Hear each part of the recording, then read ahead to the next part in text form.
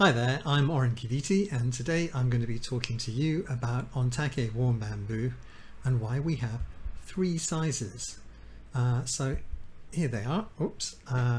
You can see that there's a standard Ontake, a mini Ontake and a Super Ontake. So let's talk about what's the difference between mini, standard and Super Ontake. Well, there are two main differences to consider. The first is obviously they're different sizes, and the second is the way we load them with Moxa. So here we can see this more graphically. Here we've got two standard Ontake, and we've got a Super Ontake and a mini Ontake. So let's talk about these first. Originally in Japan, the Ontake or Takezutsu, the bamboo tube was filled with a plug which was very compressed and very dense and compressed into the middle of the tube. But as I started working with it, I found that I wanted to extend the length of the plug so that the Moxa comes nearer to the mouth on either end. And that means that it's hotter, but I can control the heat in the way that I move the Ontake, so it's a more dynamic treatment. The Super Ontake was developed by Philip Caude in Spain, and he recommends that you keep 50% of this extra long tube empty, because that means that air is going to go in, and you put a plug about 40% in the remaining area, and you leave about 10% free at the end. So this, as I say, allows it to breathe. If it was completely full with Moxa, then it wouldn't be able to breathe and it would keep going out. You'd have to keep relighting it. And I've been using this much smaller Ontake recently, and I call it a mini Ontake. And for the same reason, it's loaded in the same way that Philip developed. So half the chamber is empty and about 40% is a plug of Moxa, and you leave about 10% free. So let's watch a quick movie and see what that looks like on bamboo. Let's revisit these with some real Ontake. So first of all, we have the standard Ontake. Let's talk about size. It's about 5 centimeters long and about 3.5 centimeters wide.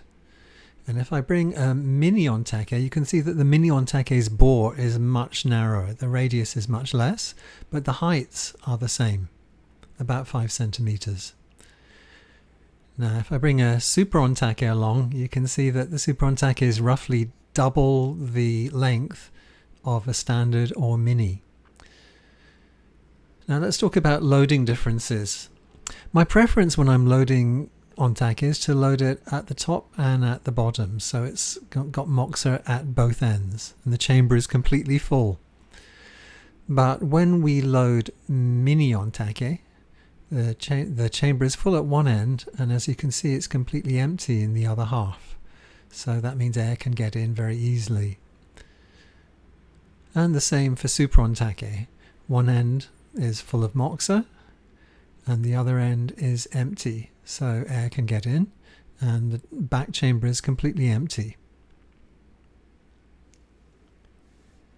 Well, there are also differences in handling. So some practitioners are very comfortable with Ontake and others find it just a little bit too hot to hold. So for those practitioners, Super Ontake is a very good compromise because one end is cold, so you can hold it all the time and it feels normal. But it's also useful for practitioners who like to use a lot of force and press deeply because you've got all that leverage. Finally, the opposite is true for the mini Ontake because it's more delicate. You can't use a lot of force. As you can see, these are very personal choices between mini, standard and Super Ontake. It really depends on the sensitivity of the patient that you're working on, the sensitivity to heat of your own hands, and your own style, whether you like to exert a lot of force with a Super Ontake or whether you're more happy just to roll with a standard.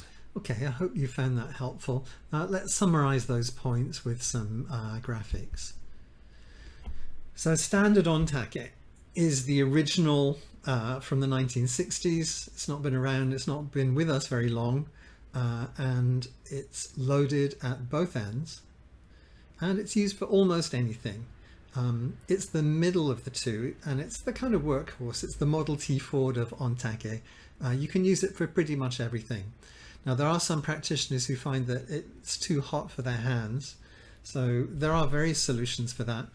You can hold it with a cloth, or if it feels too hot for your patient, you can use it through a cloth.